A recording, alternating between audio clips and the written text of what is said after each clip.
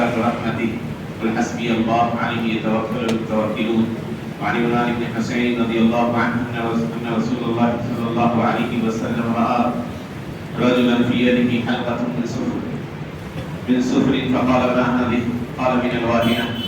قال انزعها فإنك لا تزيدك إلا بغنا وإنك لو بالتوكل عليك ما أفلحت أبدا. رواه أحمد بسند لا بأس به. محترم سامعین، توحید اور شرک کے مسائل پر باتیں آ رہی ہیں. 7واں باب ہے کتاب التوحید کا کہ من الشرک لبس الحلقۃ والخیط، کڑا پہننا یا دھاگا پہننا بلا کو ٹالنے کے لیے، مصیبت آئی بھی ہے اس کو دور کرنے کے لیے، آنے والی مصیبت کو روکنے کے لیے اس کا بیان. اور یہ ایک اہم چیپٹر، کیونکہ دیکھیے گا مختلف طرح کے لوگوں کو اپنے ہاتھوں میں طرح طرح کے دھاگے پہنے ہوتے ہیں. کوئی سیاہ دھاگا پہن رکھا ہوتا ہے، کوئی سرخ دھاگا پہن رکھا ہوتا ہے، الگ الگ چیزیں. اور انہوں نے جو چیپٹر قائم کیا اس کا نام دیا ہے کہ یہ شرک میں سے ہے. اس کا مطلب ہے کہ اگر کوئی شخص کوئی کڑا پہنتا ہے اور یہ عقیدہ رکھتا ہے یہ کڑا کا پہننا، کنگن کا پہننا اسے بہت سی بیماریوں سے نجات دینے کا سبب بنتا ہے، تو یہ شرک اصغر ہے. اور اگر وہ اس بات کا عقیدہ رکھتا ہے کہ خود اسی کے اندر اتنی طاقت ہے اللہ کو چھوڑ کر یہ ہر طرح کی بیماریوں کو دور کر دے، تو یہ شرک اکبر مبتلا ہو جائے.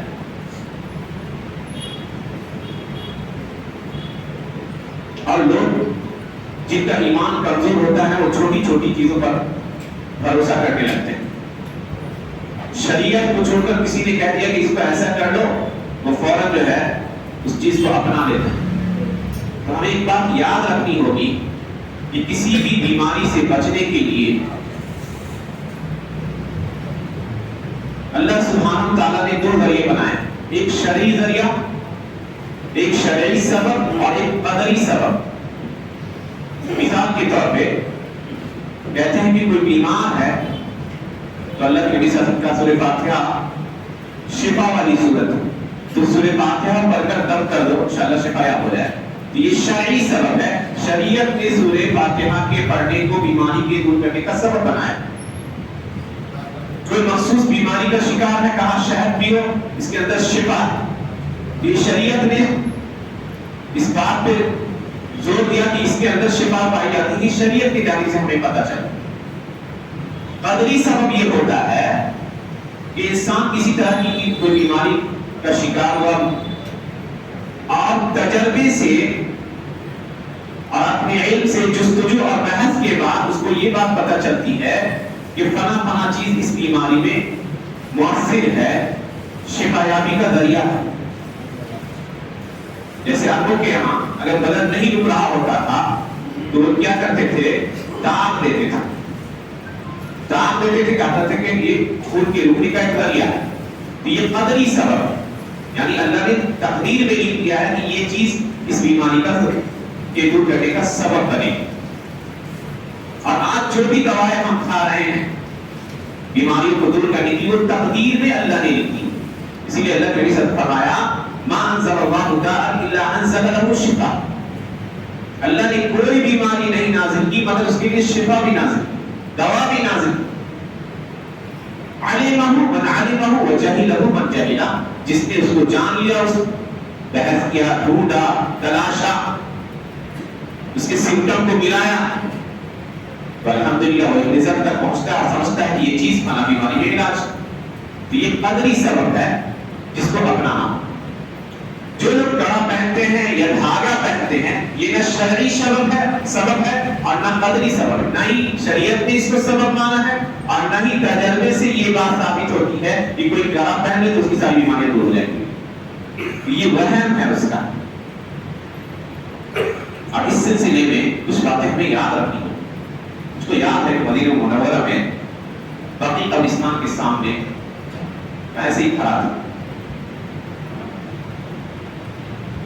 عالیہ کی طرف سے آیا تو دیکھا 2 شخص کو، ایک مدھیہ پردیش کا تھا، ایک کسی اور علاقے کا تھا، میرے خیال میں پاکستان کا.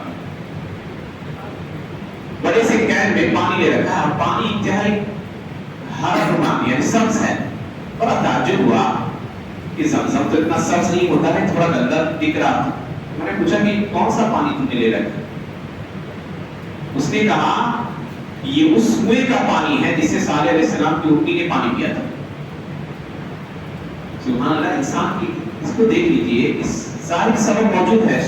زمزم میں شفا ہے, اللہ کے نبی کی حدیث ہے, اور زمزم کو چھوڑ کے وہ بندہ مدینے سے 270 کلومیٹر دور ایک جگہ ہے بنی سلیب کا علاقہ, وہاں ایک پرانا چھوڑا ہوا کنواں تھا, اس کنویں کا پانی وہ نکال کر لایا اور کہا کہ میری امی بیمار رہتی ہے, ان کے لیے میں لے جا رہا ہوں. اللہ کے بندے اس کو چھوڑو اور زمزم کو اختیار کرو جس میں شفا, اللہ کے نبی کی حدیث. یہ تمہیں کس نے کہہ دیا؟ تو کسی جاہل شخص نے کہہ دیا کہ فلاں کنویں میں فلاں نبی کی اٹھنیوں نے پانی پیا ہے, اس کے پانی سے شفا یابی ہوئی. اس نے اس پانی کو شفا یابی کا ذریعہ سمجھا, سبب سمجھا. حالانکہ نہ شریعت نے اس بات پہ کوئی دلیل دی ہے اور نہ ہی تقدیر یعنی علم کے اعتبار سے اس بات کو یہ بات ثابت ہوتی ہے کہ اس پانی میں شفا.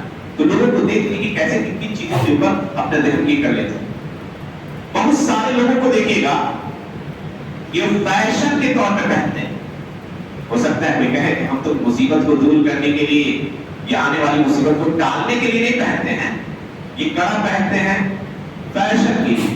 بہت سے مسلم نوجوانوں کو بھی دیکھیے کیا حکم ہے. یہ سوال پوچھا گیا تھا اور میں نے اپنے دائما سے انہوں نے جواب دیا کہ نبی صلی اللہ علیہ وسلم نے عورتوں کی مشابہت اختیار کرنے سے منع فرمایا, بلکہ لعنت بھیجی اللہ سبحانہ وتعالی نے. لعن رسول اللہ صلی اللہ علیہ وسلم المتشبہین من الرجال بالنساء والمتشبہات بالنساء من الرجال. اللہ نے ان لوگوں پر جو مرد ہیں اور عورتوں کی مشابہت اختیار کرتے ہیں ان پر لعنت بھیجی ہے, اور جو عورتیں مردوں کی مشابہت اختیار کرتی ہیں ان پر لعنت بھیجی. کہا کہ یہ ساری چیزیں, یہ کڑے کا پہننا یا چین کا پہننا, یہ عورتوں کے زینت میں سے عورتیں پہنتی ہیں ہر سوسائٹی میں تقریباً. تو کسی کا یہ کہنا کہ ہم ایسے ہی پہنتے ہیں, فیشن کے لیے پہنتے ہیں, یہ عورتوں سے مشابہت ہوتی ہے جس کے کرنے والے پر اللہ کے نبی نے نام بھیجی.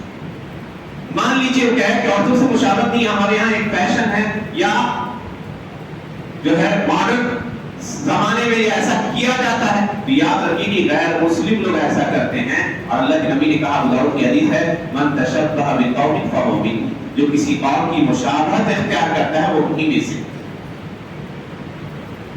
تو پتہ چلا کہ اس طرح کی چیزیں پہننا اسلام میں جائز ہے. کوئی کہہ سکتا ہے کہ انگوٹھی کے پہننے کا کیا حکم ہے؟ انگوٹھی تو عورتیں بھی پہنتی ہیں زینت کے لیے, تو یہاں ہم کہہ سکتے ہیں کہ چاندی کی انگوٹھی پہننا ثابت ہے, جائز ہے, اسی لیے کوئی حرج نہیں. سونے کی انگوٹھی وغیرہ حرام. تو جو چیزیں کتنی ثابت ہیں اس کو اختیار کریں گے, اس کو مانیں گے. سبب کے سلسلے میں کچھ باتیں اور یاد رکھی جائیں کہ انسان کسی بھی چیز کو اسی وقت سبب مانے جب شریعت نے اس کو سبب قرار دیا ہے, یا اللہ سبحانہ تعالیٰ نے تقدیر میں لکھ دیا ہے. یہ قدری طور پہ انسان جو تجربے سے حاصل کرتا ہے کہ یہ چیز فلاں بیماری میں شفا. دوسری چیز, سبب آپ نے اختیار کر لیا. مان لیجیے کوئی شخص بیمار ہے اور دوا بھی کھا رہا ہے, تو دوا پر ہی اس کا بھروسہ نہ ہو, بلکہ بھروسہ اس ذات پہ ہو جس نے دوا کو بیماری کے علاج کا علاج بنایا. پورا بھروسہ اور اعتماد آپ کا اس دوا پہ نہیں ہونا چاہیے. دوا ایک ذریعہ ہے شفا کا, اور ذریعہ کس نے بنایا؟ اللہ کی ذات نے. اسی لیے یہ اعتماد رکھا جائے کہ شفا اللہ سبحانہ وتعالیٰ دے.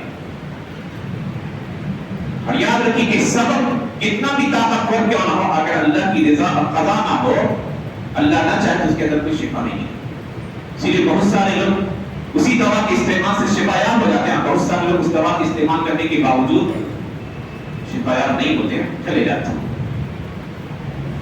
یہ اہم مسئلہ ہے اور لوگوں کے کئی کا ایک بڑا طبقہ گمراہی کا شکار نہ رہا. کالا دھاگا وہ کہتے ہیں کہ بخار میں شفا یابی ملتی, کچھ نہیں. یہ ذہن کا وہم ہے.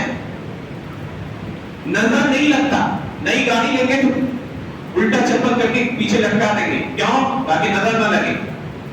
دعائیں پڑھی جاتی ہیں, دعائیں بھی پڑھی, شریعت نے دعا تجویز کی, نہ کہ کسی چیز کی لٹکانے کو کہ نیا گھر بن رہا ہے تو اس پہ کوئی گندی چیز لٹکا دی جائے تو نظر نہ لگے. اجمیر جاتے لوگ سرخ دھاگا پہننے لگے غیر مسلم قوم کی طرح. یہ ساری چیزیں ان کی کوئی حیثیت نہیں, نہ ان کے اندر کسی طرح کی شفا کی طاقت ہے, نہ اللہ نے شفا کا ذریعہ بنایا, نہ تقدیر تقدیر میں یہ بات ہے کہ اس کالے دھاگے کے پہننے سے یا سرخ دھاگے کے پہننے سے فلاں طرح کی مصیبتیں دور ہو جاتی ہیں. چھوٹا بچہ ہے کہ اس کو کاجل لگا دیا جاتا ہے. ابھی اس طرح سے کہ جو ہے سامنے والا خوبصورت بچہ ہے تو اس طور سے کاجل لگایا گیا کہ اس کو بری نظریں نہ لگی. یہ سب چیز خرافات ہے، وہمیات ہے، دوسری قوموں سے لی گئی چیزیں. آپ بچے کے اوپر قرآن حدیث کی آیات کو درج کر دیجیے، انشاءاللہ اللہ کے فضل سے کبھی اس کو کوئی تکلیف نہیں. حضرت امام بن حسین رضی اللہ عنہ کہتے ہیں کہ نبی صلی اللہ علیہ وسلم نے ایک شخص کے ہاتھ میں دیکھا کہ وہ کڑا پہن رکھا ہے تانبے کا. کہا کیا ہے یہ؟ کہا اللہ نبی بڑی کمزوری ہوتی ہے اسی لیے پہن رکھا ہے کہ دور ہو جائے. کہا اتارو فوراً، اور یاد رکھو کہ اگر تمہاری موت اس حال میں ہو جاتی کہ تم پر رکھتا تو ما افلحت ابدا، کبھی جنت میں داخل نہیں ہوتی. کیونکہ انسان کا اعتماد اس ذات پہ ہو جاتا ہے. اسی لیے سبب بھی اختیار کیجیے اور توکل اللہ پہ رکھیے، بھروسہ اللہ پہ رکھیے. بہت سارے فرقے گمراہ ایسے ہوئے جنہوں نے سبب کا انکار کیا. جہمیہ کا فرقہ وہ کہتے ہیں آگ کے اندر جلانے کی طاقت نہیں ہے، زہر کے اندر مارنے کی طاقت نہیں ہے، کھانے کے اندر طاقت دینے کی طاقت نہیں. عجب عجب طرح کے لوگ گمراہ پیدا ہوئے ہیں. اسی لیے ہم اس بات کو ماننا ہوگا کہ اللہ نے بہت ساری چیزوں کو سبب بنایا ہے، بہت ساری بیماریوں سے بچنے کے لیے ان اسباب کو اختیار کیا جائے اور بھروسہ اللہ پہ رکھے. جیسے کوئی شخص کہے کہ میں گھر میں بیٹھا رہتا ہوں اور میری روزی میرے پاس آ جائے تو ایسا نہیں ہوگا. کہے گا لوگ کہیں گے کہ دیوانہ آدمی. نکلو، اللہ کہتا ہے نکلو. پہلا قضیت الصلاۃ فانتشروا فی الارض، جب نماز ختم ہو جائے تو زمین میں پھیل جاؤ، اللہ کے فضل کو تلاشو. کوئی حرکت نہیں کرتا، کہتا کہ مجھ کو سیلابی آ جائے، خوب انواع اقسام کے کھانے میرے سامنے حاضر ہو جائے، تو لوگ کہتے ہیں کہ مجنون ہے. تو اسی لیے اگر اسباب کو چھوڑ دیا جائے اور اللہ پر بھروسہ رکھا جائے تو اس کو توکل کہا جاتا ہے. جائز نہیں، بھروسہ اللہ پہ ہو اور سبب کو اختیار کیا جائے.